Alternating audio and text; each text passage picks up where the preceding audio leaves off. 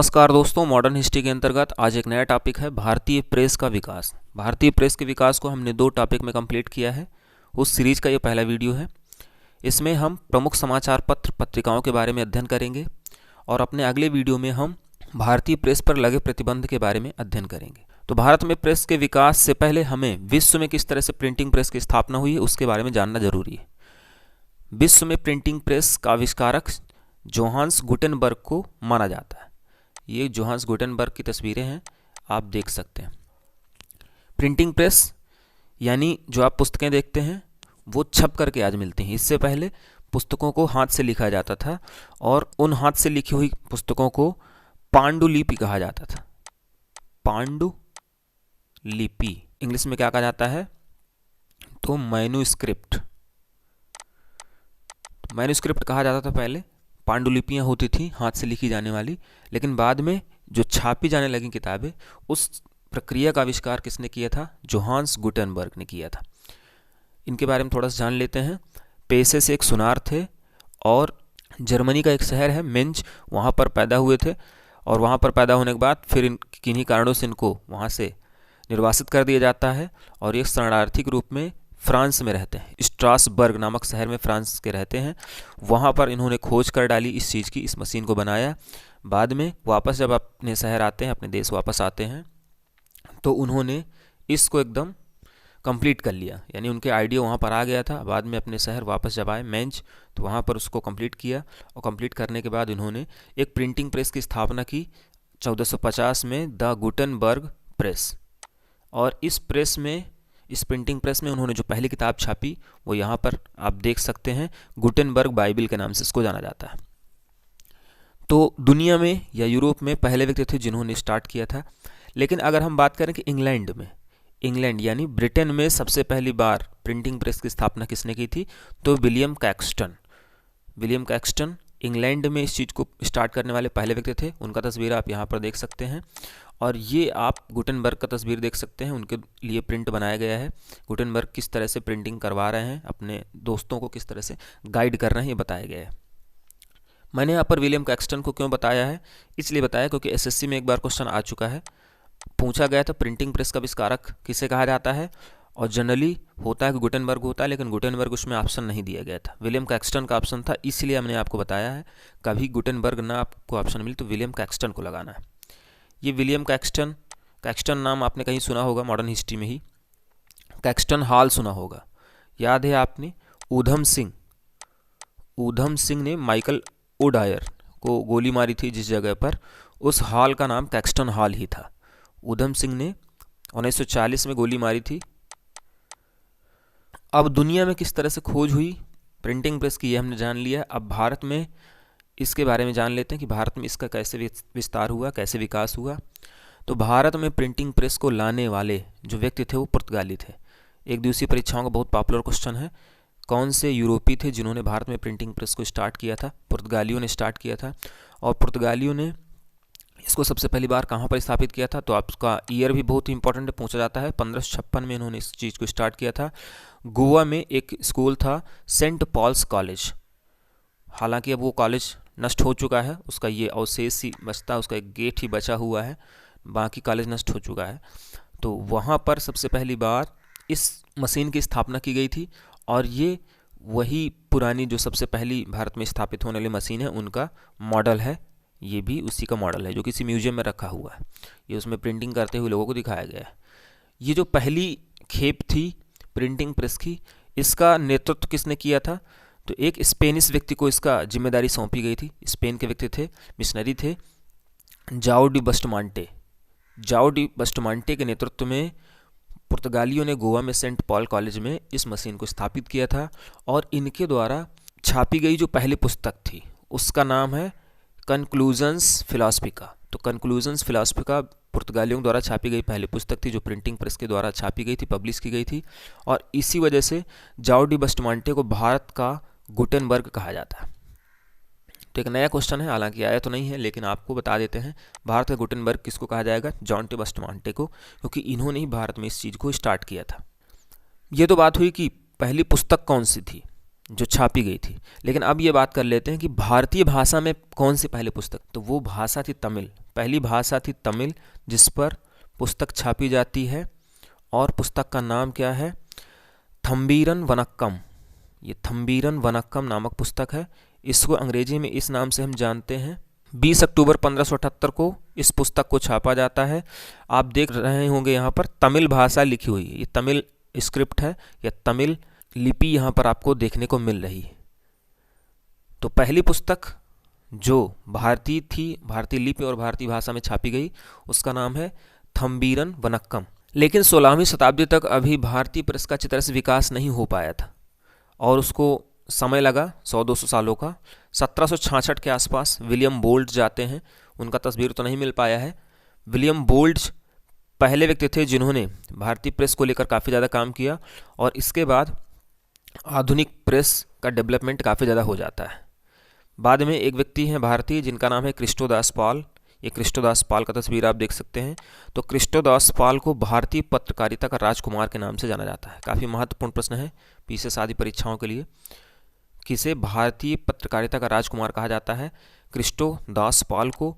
इनके महत्वपूर्ण योगदान की वजह से इनको इस उपनाम से जाना जाता है। और आगे चलेंगे। अब यहाँ पर हम कुछ ऐसे लीडर्स के बारे में जानेंगे जिन्होंने कई सारे समाचार पत्रों को प्रकाशित किया है। राजा राम मोहन राय उनमें सबसे ज़्यादा अग्रणी थे, और इन्हें भारतीय पत्रकारिता के अग्रदूत के नाम से भी जाना जाता है, क्योंकि सबसे पहली बार पत्रकारिता के क्षेत्र में जिस भारतीय ने योगदान ज़्यादा दिया था वो राजा राम मोहन राय थे। और इन्हें भारतीय राष्ट्रीय प्रेस का संस्थापक भी कहा जाता है। ये भी थोड़ा सा महत्वपूर्ण है। राष्ट्रीय प्रेस का संस्थापक का मतलब ये है, इन्होंने इस तरह से न्यूज़पेपर निकाले थे जो देश में राष्ट्रीयता की भावना का विकास कर सके। राष्ट्रीयता की भावना का विकास करने का मतलब ये है कि देश में सारे लोगों को एक साथ बांधने की बात कर रहे थे अपने न्यूज़पेपर के माध्यम से। इनके द्वारा जितने भी समाचार पत्रों का प्रकाशन किया गया है वो परीक्षाओं के लिए बहुत ही इंपॉर्टेंट है। अलग अलग भाषाओं में इन्होंने प्रकाशित किया है। सबसे महत्वपूर्ण है संवाद कौमुदी, इन्होंने बंगला भाषा में प्रकाशित किया 1821 में। मिरातुल अखबार फारसी भाषा में 1822 में इन्होंने प्रकाशित किया है। ब्रह्मानिकल मैगजीन अंग्रेजी भाषा में 1822 में प्रकाशित किया है। इसके बाद आ जाते हैं महात्मा गांधी के पास। महात्मा गांधी ने दक्षिण अफ्रीका से ही 1893 में जब दक्षिण अफ्रीका में थे, इन्होंने इंडियन ओपिनियन नामक समाचार पत्र का प्रकाशन किया था। बाद में अहमदाबाद में 1919 में इन्होंने नवजीवन गुजराती भाषा में, जबकि यंग इंडिया अंग्रेजी भाषा में प्रकाशित किया था। हालांकि बाद में इसी नवजीवन को इन्होंने हरिजन में कन्वर्ट कर दिया था और उसकी भाषा भी बदल दी हिंदी के लिए, क्योंकि आपको पता है 1933 के आसपास वो हरिजन आंदोलन में जुड़ जाते हैं। पुणे से इसका प्रकाशन किया था। इंदुलाल याग्निक ने काफ़ी योगदान दिया था इनके नवजीवन के प्रकाशन में। तो ये इंदुलाल याग्निक का तस्वीर है। अब बात करते हैं अलग अलग भाषाओं में छपने वाले प्रथम समाचार पत्रों की। यहाँ से भी प्रश्न पूछे जाते हैं। सबसे पहला जो हमारे देश में छपने वाला अखबार है वो अंग्रेजी भाषा में छपा था 1780 में, टाइम याद रखिएगा। बंगाल गजट। बंगाल गजट का संपादन किसने किया था? James Augustus Hickey, J.A. Hickey ने, कलकत्ता से। ज़्यादातर समाचार पत्र कलकत्ता से ही छापे जाएंगे। इसका दूसरा नाम भी आप देख सकते हैं, कलकत्ता जनरल एडवर्टाइज़र। ये भी पूछा जाता है इसका पुराना नाम क्या है। बाद में बंगाली भाषा के लिए छपने वाला 1818 में जो पहला समाचार पत्र था, नाम था दिग्दर्शन। J.C. मार्शमैन का तस्वीर आप देख सकते हैं यहाँ पर। जॉन क्लार्क मार्शमैन ने इसको छापा था। हालांकि बंगाली भाषा का 1819 में छपने वाला दूसरा जो समाचार पत्र था वो समाचार दर्पण था। याद रखें, बंगाली भाषा का पहला समाचार पत्र 1818 में दिग्दर्शन था और दूसरा समाचार पत्र आपका समाचार दर्पण था। इसमें भी J.C. मार्शमैन ने काफ़ी योगदान दिया था, समाचार दर्पण में भी। और समाचार दर्पण वो पहला न्यूज़पेपर था जिसमें हिंदी भाषा के कुछ लेख छापे जाते थे। जैसे मान लेते हैं समाचार दर्पण का तस्वीर है और इसमें ये बंगाली से छापा जा रहा है लेख, ये लेख भी बंगाली से छापा जा रहा है, और यहाँ पर थोड़ा सा एक लेख हिंदी से छापने के लिए दे दिया जाता है। तो कुछ ऐसे करके हिंदी के लेखों को छापा जा रहा था, हिंदी भाषा और देवनागरी लिपि का इस्तेमाल करके। लेकिन अभी भी हिंदी के लिए कोई पृथक से न्यूज़पेपर नहीं था। तो हिंदी के लिए पृथक से न्यूज़पेपर यानी जिसमें पूरी तरह से हिंदी छापी जाती थी वो 30 मई 1826 को निकाला जाता है। उसका नाम है उदंत मार्तंड। उदंत मार्तंड किसके द्वारा निकाला जाता है? जुगल किशोर व मन्नू ठाकुर के द्वारा। इसको ध्यान से समझ लेते हैं। यहाँ पर देख सकते हैं पूरी तरह से हिंदी का प्रथम समाचार पत्र उदंत मार्तंड था, जिसको कानपुर के निवासी, बच्चों को बहुत बार कन्फ्यूजन होता है कि इन्होंने इसको समाचार पत्र को कानपुर से निकाला था, लेकिन ऐसा नहीं है। ये कानपुर के निवासी थे, पेशे से एक वकील थे, वकालत करते थे कलकत्ता हाई कोर्ट में, और इन्होंने मन्नू ठाकुर की सहायता से कलकत्ता से इसको 30 मई 1826 में प्रकाशित किया था। और इसी वजह से हर साल 30 मई को हिंदी पत्रकारिता दिवस के रूप में जाना जाता है, हिंदी जर्नलिज्म डे के रूप में मनाया जाता है। इसके अलावा आप उदंत मार्तंड की तस्वीर यहाँ पर देख सकते हैं। उदंत मार्तंड का मतलब ये होता है, मार्तंड माने होता है दोपहर का सूर्य, और उदंत माने होता है जिसके दांत ना हो। दोपहर का सूर्य जिसके दांत ना हो, इसका मतलब ये होता है बाल सूर्य, यानी सूरज जो भी बच्चा है उसके बारे में नाम रखा गया है। और भी यहाँ पर न्यूज़पेपर हैं। गुजराती भाषा में बम्बई समाचार पत्र निकाला जाता है जहांगीर फरदोंजी के द्वारा, फारसी में मिरातुल अखबार, अभी आपने पीछे पढ़ा ही, राजा राम मोहन राय के द्वारा कलकत्ता से, उर्दू में जाम ए जहानुमा, ये सब पूछे जाने वाले क्वेश्चन हैं, ये भी राम मोहन राय के द्वारा ही कलकत्ता से निकाला जाता है। इस स्लाइड में हमने जितने भी महत्वपूर्ण क्वेश्चन पूछे जाते हैं समाचार पत्र उनके संपादकों से, उनको रखने का प्रयास किया है। न्यू इंडिया और कॉमनवेल्थ एनी बेसेंट के द्वारा स्थापित 2 प्रमुख समाचार पत्र हैं, इनको ध्यान रखना है। याद रखें, न्यू इंडिया तो एनी बेसेंट के द्वारा किया गया था, जबकि यंग इंडिया आपको पीछे बताया गया है। तो यंग इंडिया कभी भी आ जाए तो आपको महात्मा गांधी का नाम बताना है, इनमें बहुत ज़्यादा कन्फ्यूजन होता है न्यू इंडिया और यंग इंडिया में। हिंदू पैट्रियाट हरिश्चंद्र मुखर्जी, सोम प्रकाश, ईश्वर चंद्र विद्यासागर को अच्छी तरह जानते हैं।